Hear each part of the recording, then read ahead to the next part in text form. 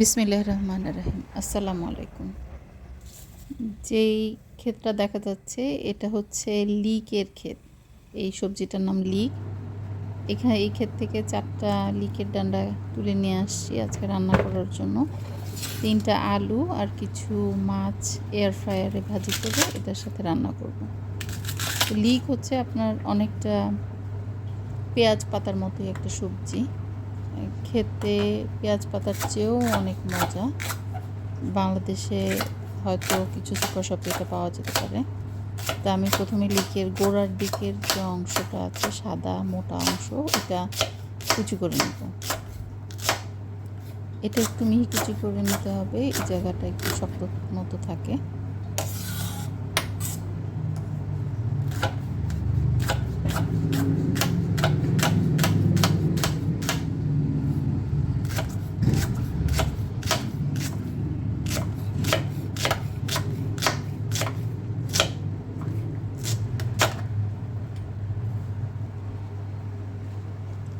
তারপরে সবুজ যে অংশটা লিকের এটা একটু মোটা করে কাটবো। মিহি কুচির কোনো দরকার নেই, এটা শাকের মতন একটা গলে যাবে।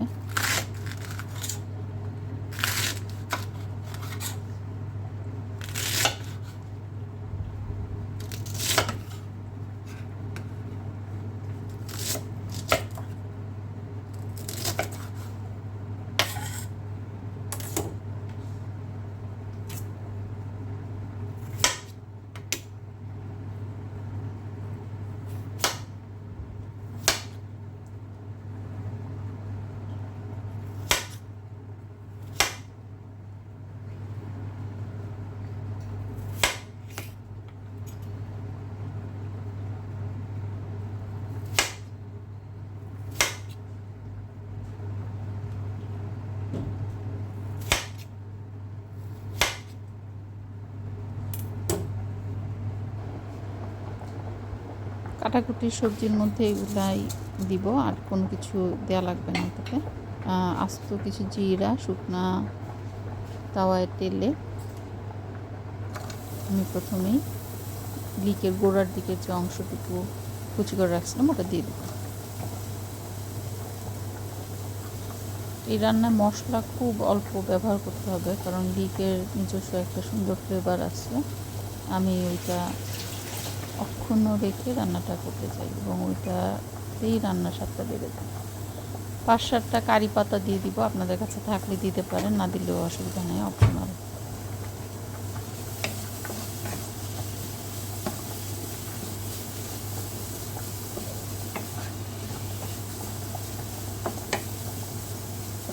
বরাবরের মতোই আমি তেল ছাড়া তরকারি রান্না করার চেষ্টা করতেছি আজকে। তো এখানে আমি কোনো তেল ব্যবহার না করে একটু সময় নিয়ে আস্তে আস্তে এগুলোকে একটু টেলে নিই। একটু লবণ দিয়ে দিলে তরকারিগুলো পানি ছেড়ে দিয়ে সুন্দর ভাজা ভাজা হয়ে যাবে। তো অল্প একটু লবণ প্রথমেই আগে দিয়ে দিই।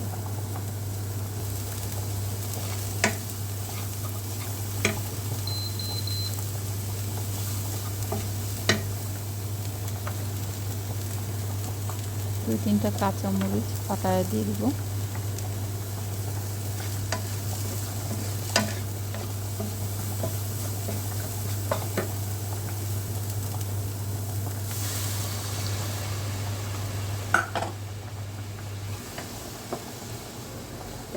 কড়াইতে যাতে না লেগে যায় ওটার জন্য অল্প একটু পানি দিব, খুব বেশি পানি না, অল্প একটু পানি জাস্ট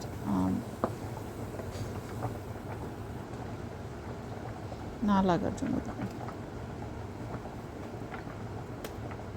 এই সময় আলুটা দিয়ে দিব এবং আরও কিছুক্ষণ এটাকে কষাবো।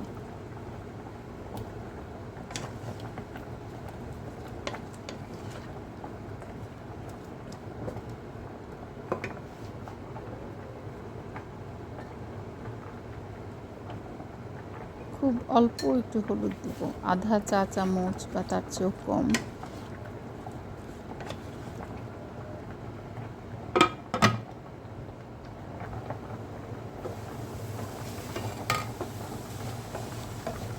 ঢেকে আলুটা আধা সিদ্ধ হওয়া পর্যন্ত রেখে দিব। এর মধ্যে পানিটাও শুকায় গেছে, তো আমাকে আরও একটু পানি দিতে হবে। এখন আমি গরম পানি ব্যবহার করব। এর আগের পানিটা ঠান্ডা পানি দিলেও অসুবিধা নেই, কিন্তু এই সময় আর ঠান্ডা পানি ব্যবহার করা যাবে না। এখন গরম পানি দিব।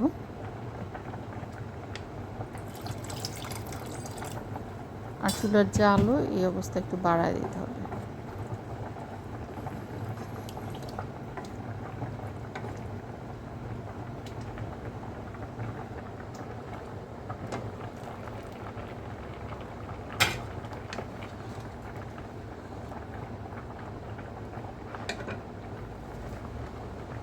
পানি ফুটে ওঠার পরে লিকের যে সবুজ অংশগুলো ওগুলোও দিয়ে দিব।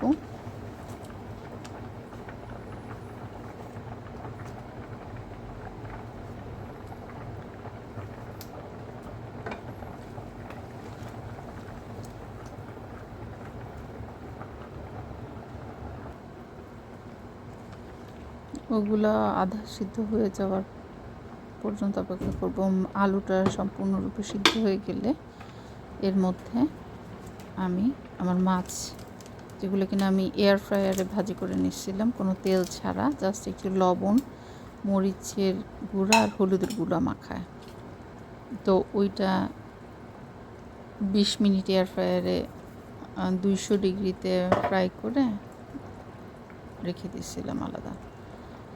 আবারও কিছু আস্ত কাঁচামরিচ দিয়ে দিতেছি। লবণটা আমার মনে হলো যে আর একটু লাগবে, তো লবণ দিয়ে দিলাম। খুবই সহজ সিম্পল রান্না, খুব বেশি মশলা দেওয়া যাবে না, যাতে লিকের গন্ধটা বা ফ্লেভারটা ভালো থাকে।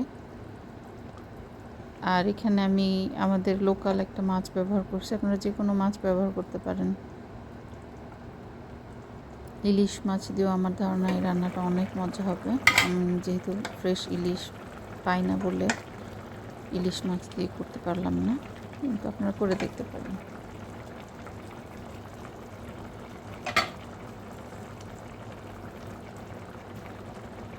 শেষে অল্প একটু ধনিয়া পাতা দিয়ে দিলাম।